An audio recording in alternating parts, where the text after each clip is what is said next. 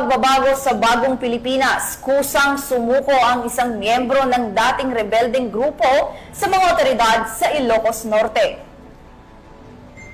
Ang kusang pagsuko ng isang dating rebelde sa Ilocos Norte ay malinaw na patunay ng tagumpay ng mga programang pangkapayapaan ng pamahalaan sa ilalim ng Bagong Pilipinas at nagpapakita ng epektibong ugnayan sa pagitan ng pulisya at komunidad sa pagsusulong ng kapayapaan at seguridad sa bansa.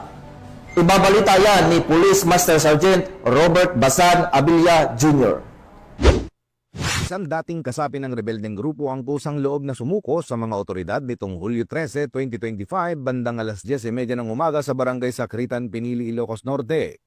Ang pagsuko ay sinagawa sa pangunguna ni Police Captain Jomar C. Mutyong, Acting Company Commander ng 101st Maneuver Company, Regional Mobile Force Battalion 1, bilang bahagi ng pinaigting na kampanya ng pamahalaan laban sa insurhensiya sa ilalim ng Executive Order No. 70.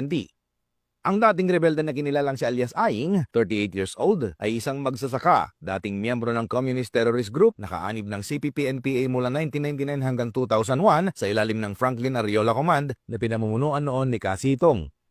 Ang kanyang pagbabalik sa pamahalaan ay patunay ng pagtanggap sa mga reforma at layunin ng Bagong Pilipinas.